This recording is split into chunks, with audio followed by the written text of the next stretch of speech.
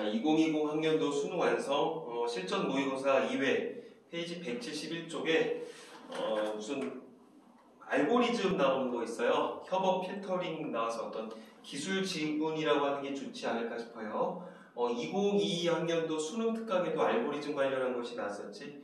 그래서 뭐 연계 지문이라 생각을 하시고 한번 풀어보기 바라겠습니다. 아마 우리 수업 중에 하기에는 좀 시간이 버거울 것 같아서 혹시라도 또 요즘에 여러 가지 이제 실기 문제 등으로 인해서 못 오는 친구들이 있기에 촬영을 하는 거니까 참고하시기 바라겠고, 이게 나온다는 보장은 없어. 근데 일단 우리 친구들이 표면적으로 많이 불편하게 여기는 지문이고, 나도 개인적으로 굉장히 이런 지문이 나오면 달갑지가 않죠. 그러니까 또 괜히 이제 마음이 흔히 말해 이제 쫄게 될 텐데 그럴 필요는 없지 않을까. 우리 이제 똑같은 입장에서 하는 거고, 방법은 더 익숙하게 하는 거 외에는 없지 않을까 싶어서 촬영을 하게 됩니다. 일단은 방역을 마쳤었고요. 촬영 끝나면 여기 다시 한번 방역을 할 것이고요. 그 다음에 이제 개인적으로는 12분 30초가 걸렸어요. 그러니까 우리 친구들한테 절대 버려서는 안 될 거야. 그리고 이제 보면 숫자들이 많이 나오는데 우리는 국어니까 혹시라도 뭐 계산하는 거를 물어보지는 않으리라 이런 거는 또 오해를 안 했으면 좋겠어요. 절대 계산하는 거 안 물어봐. 그러니까 숫자 나온다고 해서 쫄 필요 전혀 없으니까 논리적으로만 갑시다. 자, 그래서 문제를 풀기 전에 한번 선택지를 한번 볼게요. 윗글에 대한 이해를 적절하지 않은 것은, 자, 필터링은, 그 다음에 협업 필터링은, 그 다음에 뭐 협업 필터링은 사용자들의 평가가, 뭐 사용자들 기존 선호, 그 다음에 항목 기반 CF라는 게 나왔었고, 그 다음에 어떤 기존의 어떤 새로운 항목에 대한 사용자의 평가, 그래서 뭐 항목 기반이 뭔지, 필터링이 뭔지, 이런 식으로 본문도 흐름이 흘러가지 않을까 싶어요. 그 다음에 22번 가볼까? 보기를 참고해 기억에 대해 추론한 것으로 적절하지 않은 것은, 자, 기억이 뭐였었냐면 그 앞에 이 문단에 나와 있었는데 이웃 집단이라는 용어가 나옵니다. 자, 이웃 집단에 대해서 저쩌고. 자, 그러면 밑에 이제 선택지를 한번 가볼까? 아이고, 미안합니다. 자, 밑에 선택지를 가시면 뭐 추천의 정확도, 추천 시스템, 성능을 높이기 위해, 그다음에 뭐 이웃 집단의 결정 방법 크기, 뭐 유사도 기준, 그다음에 크기를 미리 정하고, 어쨌든 뭐 이웃 집단이라는 용어가 나오나 일단 마음의 준비를 하자고. 그다음에 이제 오른쪽에 이게 대박일 텐데, 위클리 바탕을 보기를 설명한 것은 가장 적절한 것이래. 일단 지금 본문에 보면 표 1번, 2번, 3번이 나와 있는데 여기는 표 A랑 B랑 C가 나와 있어요. 근데 표면적으로는 일단 표 A 같은 경우는 표 1번과 유사하다 느끼는 거겠지. 그 다음에 뭐 여기 이제 숫자들이 많이 있는데 분명히 우리한테 계산하는 건 안 물어볼 거야. 괜히 이제 쫄지 맙시다. 그래서 한번 슬쩍 받고, 그 다음 페이지 가볼까? 그러면 거기 가시면 이제 어떻게 보면 선택지가 저 다음 페이지에 있는데 이렇게 나오나 봐. 자, 사용자 기반 CF, 그 다음에 사용자 기반 CF, 그 다음에 사용자 기반 CF, 그 다음에 항목 기반 CF, 항목 기반 CF. 그러면 일단 이 두 가지가 나오나 봐. CF가 뭔지는 모른다 쳤을 때, 나야 사실은 지금 풀어봤지만, 근데 일단 아무것도 모르고 이제 시험장에서 딱 닥쳤을 때 사용자 기반에 대해서 먼저 나오겠죠? 그럼 여기까지 보고 나서 이제 이 세 개 선택지를 보고서, 만약에 여기 중에 세 개 중에 하나가 답이면 이제 땡큐. 그래서 더 안 봐도 되겠지. 그 다음에 이제 24번을 가볼까? 24번을 가시면 이제 윗글에 표 3을 활용해서 니은의 이유가 될 수 있는 것을 추론했대. 자, 표 3을 활용하려네. 아이고야, 표 3. 171쪽에 있는데 세로축에는 추천, 긍정, 부정이 나와 있고요. 가로축에는 실제에서 뭐 참, 거짓이 나와 있어요.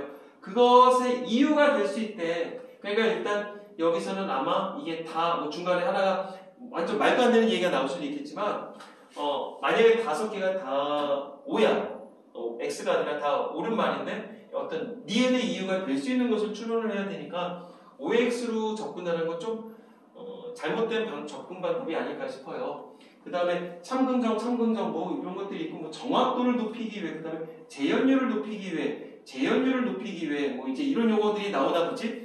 표 3을 전후로 해서 마음의 준비를 하자고. 그 다음에 이제 5번 가볼까? 25번. 위클의 협업 필터링과 콘텐츠 기반 필터링이래. 아까 전에 협업 필터링이라는 용어는 21번 문제에서도 슬쩍 있었었거든요. 근데 여기서 또 뭐 갑자기 콘텐츠 기반 필터링인데 그러면 비교한 것으로 적절하지 않은 거라는데 일단은 지금 이걸 읽을 만한 여력은 없잖아. 일단 본문 읽고 와야 되겠죠. 그러니까 협업 필터링을 읽고 와서 이 문제를 해결하는 게 다른 거로 넘어가기 앞서서 협업 필터링에 대한 얘기가 완료가 됐다. 그랬으면 이쪽으로 넘어와서 이걸 풀고 나서 나머지 지문을 선택을 하는 게 좀 좋지 않을까 싶어요.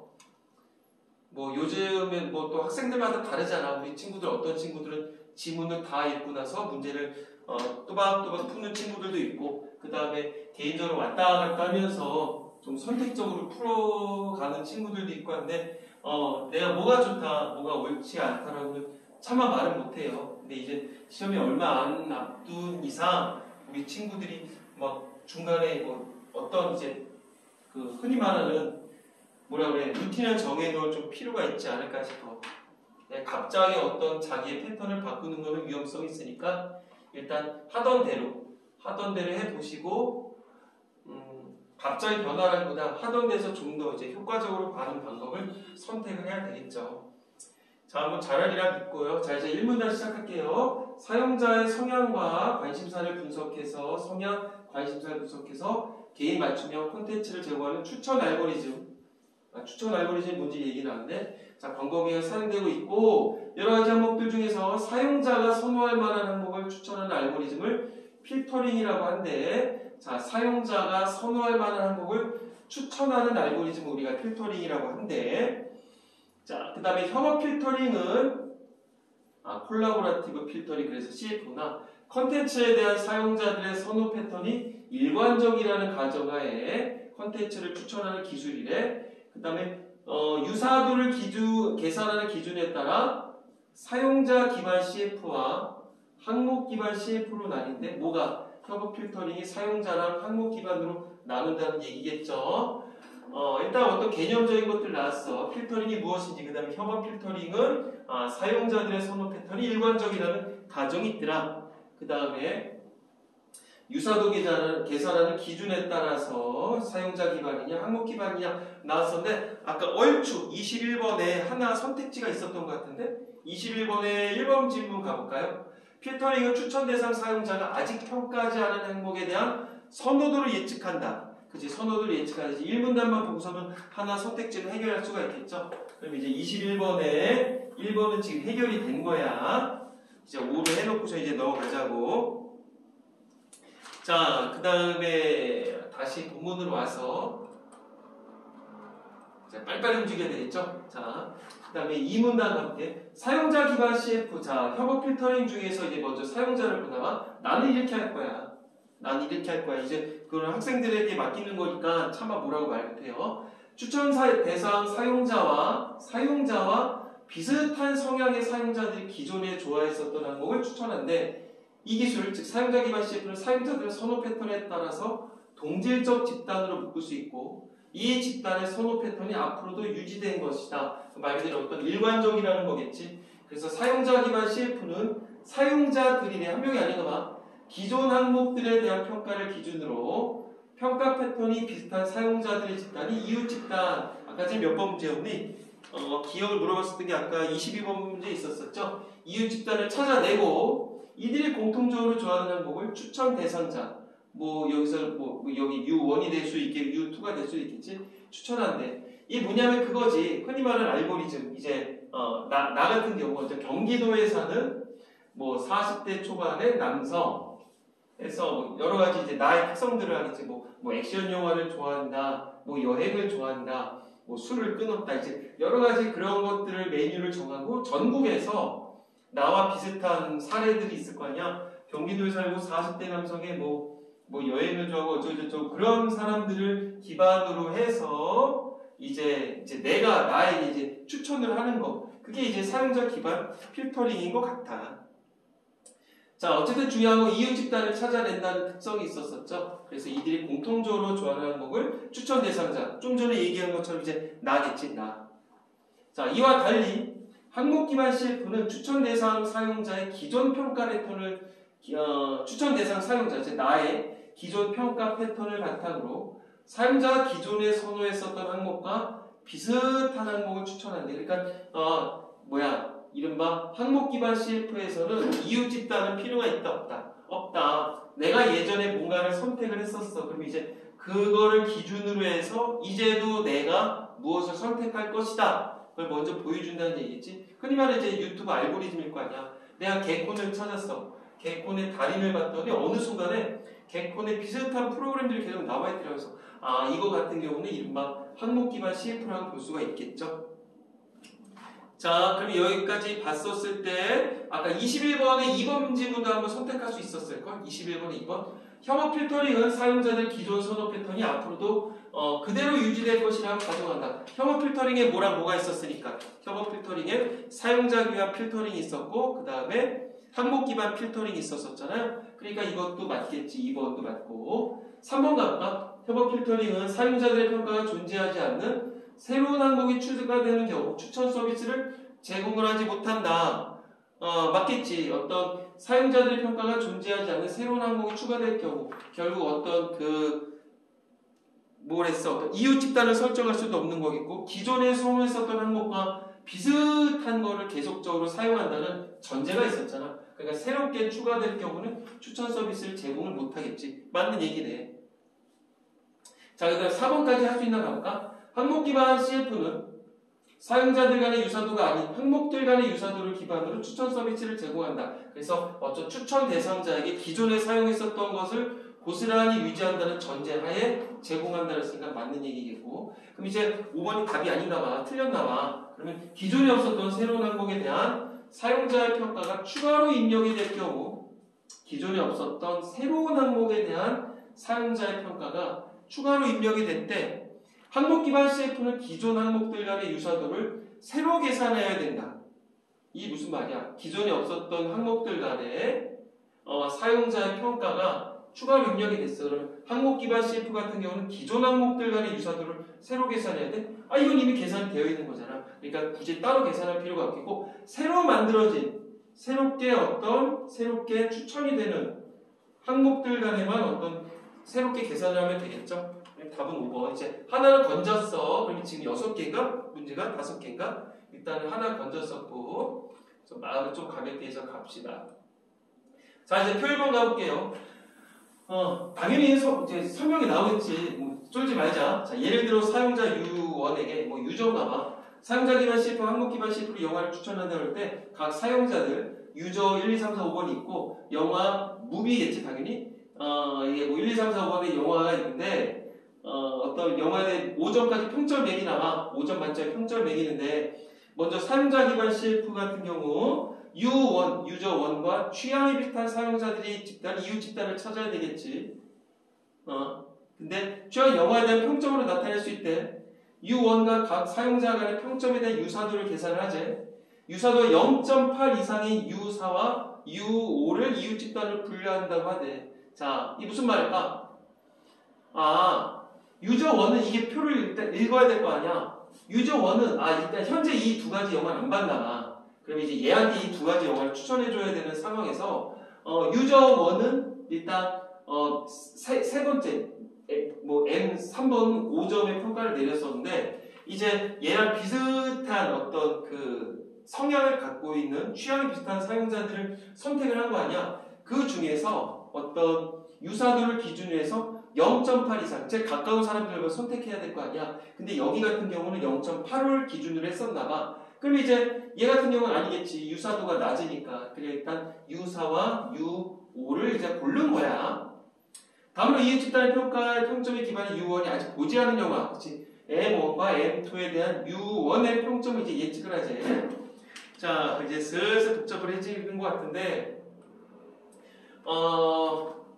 그 다음에 먼저 비슷한 사용자 이웃 집단을 찾고, 그 다음에 분류를 하고, 그 다음에 평점을 예측을 했어. 자, 유사도가 더 높은 사용자의 평점이 더 크게 고려돼야 되겠지. 그러니까 유사도를 가중치료하여, 유사도를 가중치료하는구나. 이웃 집단의 M1과 M2에 대한 평점의 평균을 구한대. 자, M1과 M2에 대한 평점의 평균을 구한대. 얘가 어떻게 구하냐? 모르는데 설명을 해주네. 이웃 집단에 속하는 각 사용자의 평점과 유사도를 모두 곱하래. 평점과 유사도. 아까 전에 누구랑 누구였어? U4와 U5였지? 곱해서 모두 더한 다음에 유사도의 합으로 나누래. 그럼 M1에 대한 U1의 예상 점수는 3 곱하기 0.97. 표에 보시면 이거네. 여기 보면 3 곱하기 0.7. 우리 1, 2번, 3번은 나가리였잖아. X였잖아. 그러니까 우리는 어차피 요 영화에 대한 거니까 이거 곱하기 이거. 그 다음에 뭘 더하면 되는 거야? 그 다음에 이거 더하기 이거를 곱해서 나누기 이거 더하기 이걸로 나누면 이제 2.52가 되나봐. 2.52가 되나봐. 그럼 여기다 이제 적어놔야 되겠지? 2.52. 이런 식으로 하면 마찬가지로 방법으로 M2에 즉 영화 2번에 대한 어떤 유저 4와 유저 5의 유사도를 계산을 해보면 이거 곱하기 이거 5 곱하기 0.97, 3 곱하기 0.89를 더해서 0.97 더하기 0.89로 나누면 여기는 4.04가 나온대. 4.04. 계산할 필요 있어 없어? 뭐 꼼꼼한 친구들, 좀 더 어떤 완벽을 기할 친구들은 계산을 하세요. 대신에 이제 어떤 지문이 나가겠지. 문학이라든가 한 10점 정도가 나가리가 될 테니까 괜한 계산하지 않기 다시 한번 강조를 합니다. 자, 그러면 예상 점수가 3점 이상의 영화를 추천한 것으로 설정이 됐다면 당연히 유저 1번에게 M2를 추천하겠지. 왜 아까 전에 3점 이상만 선택을 하자며. 근데 여기서는 요거 두 가지 중에서 뭘 택해야 되냐 그러면 2점 몇이었냐 아까 전에 2.52였나? 그래 4.04니까 당연히 M2를 선택을 해야 되겠죠? 아직까지는 어려운 건 없는 것 같아. 자, 이제 다음에 가볼까요? 오른쪽. 자, 이제 영화끼리야. 항목 기반 CF였었지. 그럼 이제 일단 이웃 집단은 없었었고 어떤 유저 1의 기존에 사용했었던 틀을 기준으로 해서 새로운 영화를 추천하는 건데 항목들 간의 유사도를 기준으로 해서 기반으로 추천 대상 사용자가 기존에 사용했었던 항목과 유사한 항목을 추천하는데 자 이웃 집단 없다고 다시 한번 강조하고 추천 대상 사용자 기존에 선호했었던 항목과 유사한 항목을 추천한다. 표인에 나타날 각 사용자들의 영화에 대한 평점을 바탕으로 각 영화들 사이의 유사도를 계산했대. 그러니까 영화끼리 영화 1번이랑 영화 1을 비교했으니까 당연히 2와 2, 3과 3, 4와 4, 5와 5니까 당연히 이쪽 대각선은 이런 식으로 되겠지. 그러니까 요거는 같은 얘기야. 맞죠? M1에 대한 무비 1에 대한 1, 2, 3, 4, 5의 유사도 세로축으로 되고 가로축으로 하면 이렇게 된 거니까 당연히 값은 이렇게 같다는 거 참고로 알 수 있겠죠? 참고로 일단 그러시고 이제 밑에 가볼까? U1은 M1에 대한 예상점은 U1이 다른 영화에 비한 평점과 다른 영화 M1에 대한 거 다른 영화에 비한 평점과 그 영화 M1 사이의 유사도를 곱해서 모두 합한 다음에 유사도의 합으로 나눠서 구할 수 있대. 야, 이게 무슨 말이냐? 천천히 가볼까? 그러면 0.73은 어디 나왔어? 여기 있는 건데? 그 다음에 0.71은 여기 있네? 그 다음에 0.75는 이거네. 쌤! 근데 왜 이건 안 해요? 아까 전에 그랬어요. 이건 애시당초 안 봤었던 상태였잖아. 그러니까 기존에 봤다는 전제하에 아까 전에 1번 표를 기준으로 하는 거니까 이 세 개에다가 아까 전에 몇 명이 있었어? 이거 541이었지? 아까 전에 그 앞에 보면 이렇게 나와 있었을 거야. 541이었잖아. 541. 그치? 그러니까 기존 여기다 0.73에다 5를 곱하고 54에다가 6을 곱하고 0.75에다 1을 곱해서 이거를 각각 더한 걸로 나누면 3.31이 된대. 여기는 결국 3.31 영화 1번은 그 다음에 영화 2번은 3.25가 된대. 자, 예상 점수가 3점 이상의 영화를 추천하는 것으로 설정이 됐다면 알고리즘은 U1에게 유저 1번에게 뮤비1과 뮤비2를 추천을 하겠다. 왜? 하나만 추천하는 게 아닌가 봐. 두 가지를 다 하는 건가 봐. 그럼 여기서 어떤 다른 선택지를 볼 수 있는 게 있을까 모르겠네. 일단 21번은 아까 해결을 했었고요. 그러면 한번 지금 22번 한번 가볼까? 요게 지금 이제 여기는 다른 얘기가 나오는 거니까 22번도 해결할 수 있을 것 같아요. 왜냐하면 22번에서는 이웃집단이라는 얘기가 나왔었거든요. 그러니까 일단 사용자 기반 CF와 어떤 항목 기반 CF에 대해서 얘기를 하는 것 같아요. 그럼 이걸 충분히 풀 수 있지 않을까 싶어요.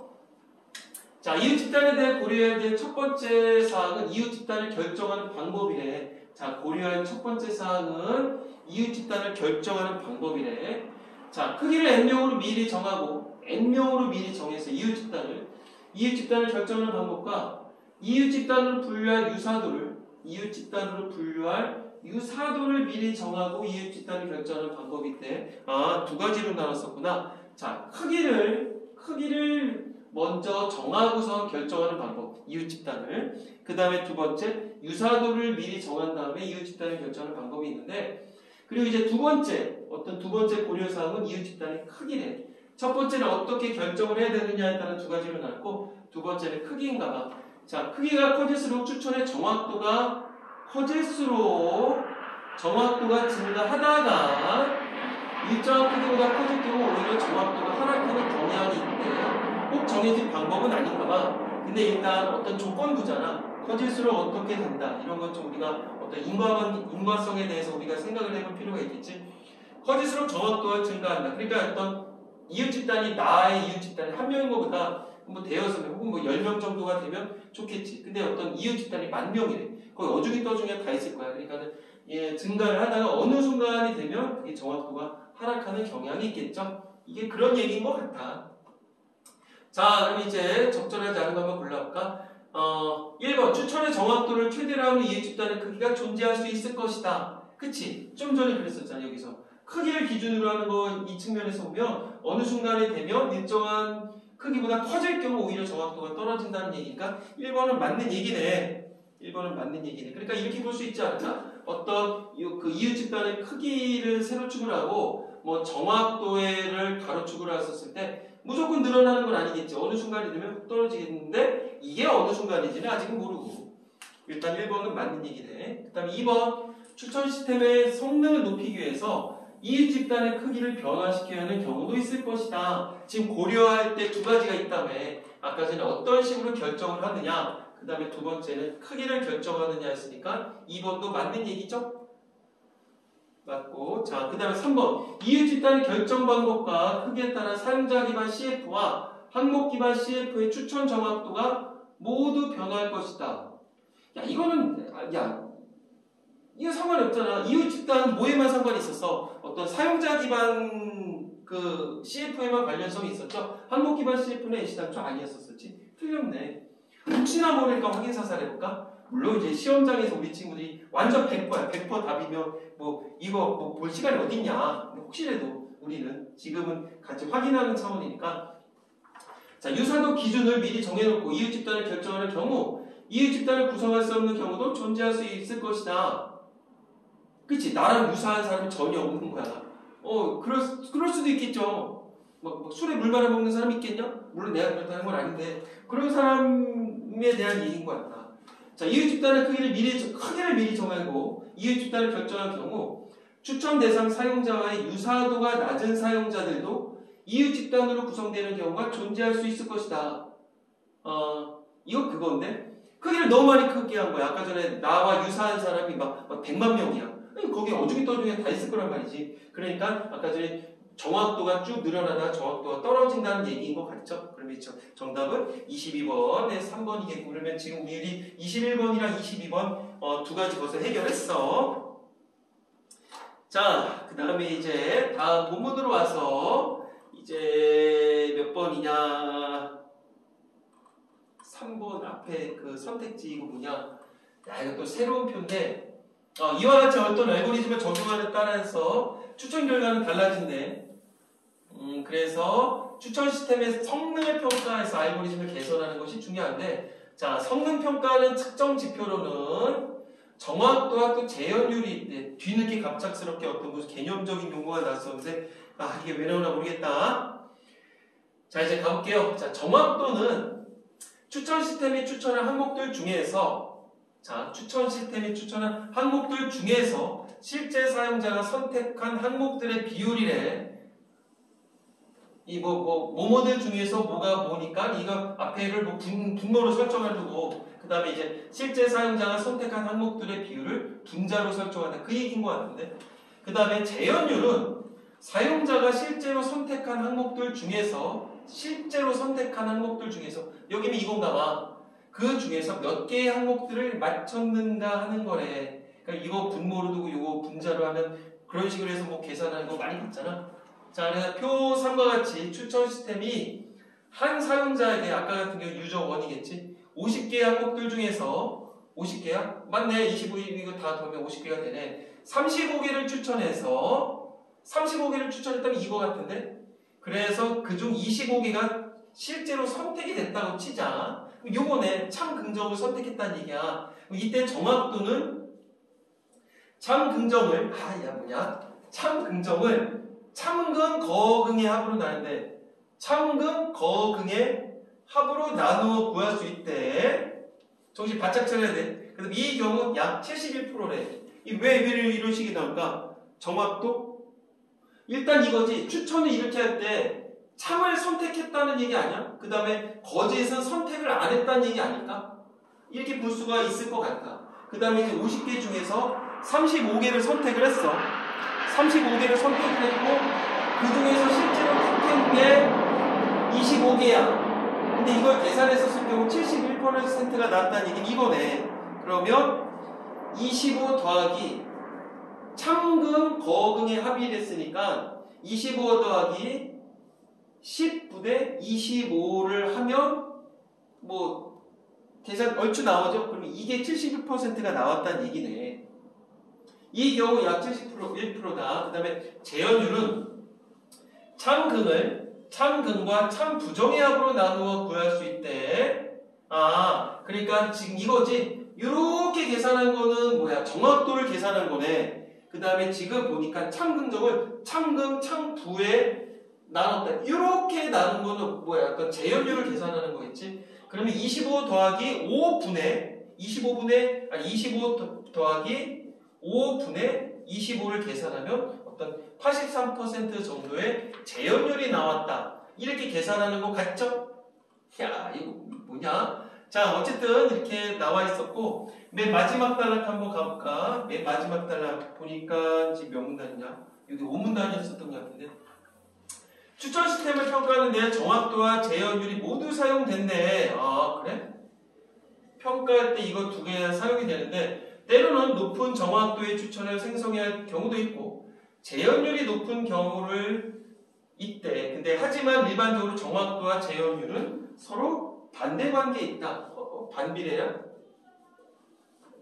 자, 따라서 정확도와 재현율의 적절한 균형을 통해서 추천 시스템의 성능을 평가하재, 그 다음에 변수들을 조정하재, 그래서 시스템을 구성하재. 그러니까 요게 어디 문제에 나와 있을 거야. 그러니까는 지금 반비례라고 얘기가 나온 거니까 정확도가 높아지면 재현율은 낮아진다는 얘기고 정확도가 낮아지면 재현율이 높아진다는 얘기고 지금 요것에 대해서 이렇게 정리를 해봅시다. 자, 21번, 22번은 아까 전에 완료를 했고요. 자, 이제 23번 문제를 한번 가볼까? 24번을 먼저 가져가. 24번.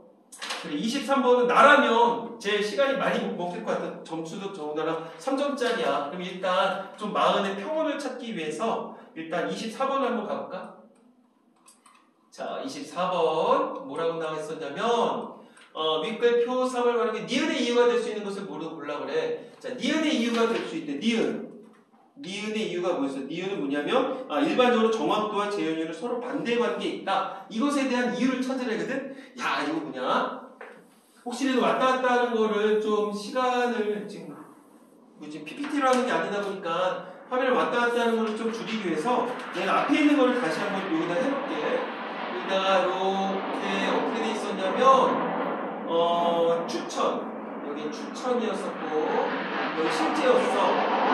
그 다음에 긍정 있고 부정 있었고 그 다음에 여기는 참이 있었고 거짓이 있었어. 그래서 이렇게 계산하는 거 아까 정확도였었죠. 그 다음에 세로축으로 이렇게 했었던 건 재현율이었었던 거 기억나지? 그 다음에 이렇게 가로축으로 했었던 건 아까 전에 정확도였었어. 그래서 실질적으로 아까 숫자가 25, 10, 5, 10 이렇게 적혀 있었지. 이게 표 3이었었단 말이야. 자, 이거를 기준으로 해서 니은의 이유, 즉 정확도와 재현율이 반비례가 된다. 는 이유를 추론을 하지. 자, 이제 1번부터 가볼게. 참근, 참부의 합은 참근, 참부의 합은 거근, 거부의 합과 일치한다. 거근, 거부의 합과 일치한다. 나 이게 무슨 말이냐? 이거는 이게 뭐냐? 나는 사실은 이랬었거든. 이거 말도 틀리잖아. 이거다 이거 답도 틀린데 사실은 지금 우리가 여기서 얘기하는 건 정확도와 재현율 사이의 관계지 이거 가지고 말장난하자는 건 아니야. 그래서 일단 감각적으로 딱 보자면 이건 아니야. 이것도 아니지. 야, 우리는 아까 전에 그 선택지 요거 있었잖아. 표 3번 옆에서 참근, 참부에 대한 얘기만 나왔었지. 그다음 요거 두 가지 비교하는 거 나왔지. 참근, 참부만 나왔고, 그 다음에 참근, 거근만 나왔어. 애시당초 거짓 부정에 대한 얘기는 애시당초 안 나왔어. 이런 것 때문에 시간을 할애할 이유는 없어. 몰라. 내 개인적인 소견은 그래. 이건 애시당초 우리 현혹시키기 위해서 냈던 거지 의미는 없다고 봐. 그냥 이것도 아니야. 볼 의미가 없어. 사실은 틀렸거든. 나 이거 4번 골랐어요. 근데 재현율을 높이기에 참 긍정의 수를 늘린다 치자. 자, 재현율을 높이기에 참 긍정의 수를 늘린다. 재현율이 이거였었잖아. 참 긍정의 수를 늘리면 정확도의 정확도가 줄어서 정확도의 분자가 줄어들어서 정확도를 떨어뜨리기 때문이다. 일단 아까 전에 정확도를 계산하는 게 모분에 뭐였었니? 모분에 뭐였었냐면 정확도 계산은 앞 페이지에서 보면 정확도 계산한 건 참근을 이거를 참근과 거근 그러니까 정확도는 아까 전에 뭐였었냐면 참근 더하기 거근으로 나눠서 계산을 했었고 그 다음에 재현율 같은 거는 어땠었다? 그치? 참근 더하기 참부로 나눠서 계산을 하라고 했었단 말이야. 그러면 재현율을 높이기 위해서 참 긍정의 수를 늘리면 이 분자를 늘리나봐. 그러면 정확도의 분자가 줄어서 정확도를 떨어뜨린데 이것도 높아지지. 그러니까 이거는 틀렸지. 그쵸? 그러니까 떨어지지 않고 높아지는 건데 난 사실 이거 하면서 이거를 생각 못했어. 그러니까 이제 정확도 또한 높아진다고 봐야 되겠지. 맞죠? 그 다음에 이제 5번 나올까? 재현율을 높이기 위해서 추천하는 항목의 수를 늘리면 참근과 거짓 긍정의 합이 늘어난다. 그럼 이거 분모가 늘어난다는 얘기네. 그러면 정확도의 분모를 늘려서 정확도를 떨어뜨린다. 그치? 정확도의 분모를 늘려서 정확도를 떨어뜨리니까 재현율이 높아지겠지. 둘 사이에 반비례를 했으니까. 그럼 결국 어떤 두 가지 사이의 어떤 관계성에 대해서 얘기를 한 건 5번이 있지. 당연히 맞아야 되는 거야. 당연히 맞아야 되는 건데 나처럼 그렇게 얼토당토하는 실수를 할 수도 있으니까 그렇게 좀 참고를 하세요. 자, 그래서 혹시라도 이거 숫자 가지고서 이거 더하기 빼기 할 수도 있었을 텐데 그거는 이 문제의 논리 자체가 아니야. 그러니까 혹시라도 이런 문제가 충분히 나올 수가 있으니까 우리 친구들한테 더하기 빼기 그딴 거를 물어보진 않으리라 믿어 의심치 않습니다. 자, 그 다음에 이제 23번으로 가볼까? 대망 23번. 자, 일단 여기서 뭐였었냐면 보기를 설명하는 것을 가장 적절한데 A 온라인 쇼핑몰에는 사용자들 구매 행위를 분석을 한다. 사용자가 관심 많은 제품을 추천한다. 표 A는 구매했던 제품들의 상품국에 부여된 별점을 정리했다. 아까 전에 저 앞에 나왔었던 그 표 A와 똑같아. 표 1번과 거의 같다. 그 다음에 표 2는 사용자들 간의 유사도래. 그러니까 어떤 그 사용자 기반 뭐 CF? 그렇게 보면 되겠죠. 그 다음에 표 C는 제품들 간의 유사도를 계산했대. 그러면 항목 기반 CF 이게 머릿속에 들어와야 될 것 같은데 별점 1에서 5까지 1점단을 부여했다. 높은 점수일수록 구매 만족도가 높다. 단, 조건을 봐야 되겠지. 사용자 기반 CF를 사용할 경우 추천 대상 사용자의 유사도가 0.6 이상인 것들을 이유 집단으로 선정을 한대. 사용자 기반 CF, 항목 기반 모두 예상 별점이 가장 별점이 높은 걸 한 개만을 추천을 한대. 일단 0.6 이상이었어. 자, 이거 딱 보자마자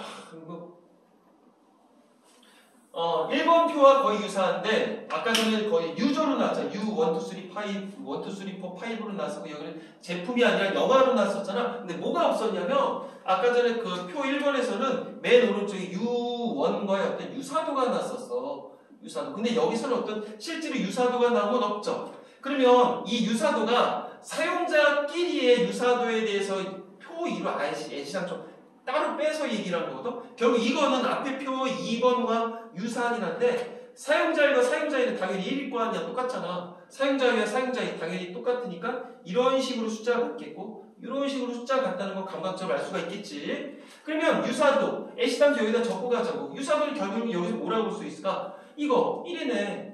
그 다음에 제품 1에 대한 사용자 2에 이거는 0.19. 그 다음에 0.65. 그 다음에 0.89, 0.89 요러네. 맞죠? 이거는 제품과 사용자 간의 관계성이고 이거는 사용자 관계에 대해서만 얘기를 한 거니까. 그러면 지금 어느 정도 벌써 감이 왔어. 일단 우리는 지금 이것에 대해서 선택을 해야 되는 거 아니야. 아직까지 선택을 안 했었던 제품사와 제품에 대해서 얘기를 하는 건데 일단 선호도가 6 이상이면 안 된다고. 유사도가 0.6 이상인 것들만 이유 집단을 선택을 하자면 그럼 일단 사용자에는 나가리네. 왜 0.19니까 일단 나가리를 시켰어. 자, 그 다음에 그럼 이제 1번 선택지부터 가볼게. 1번 선택지. 일단 뭐라고 쓰냐. 사용자 기반 CF를 통해 사용자에게 제품을 추천하는 경우 제품 4가 추천된다. 제품 4가 추천된다? 한번 가볼까? 왜 그럴까? 사용자 기반 CF를 통해서 사용자 1에게 제품을 추천할 때 제품 4가 추천되냐 제품 5가 추천되냐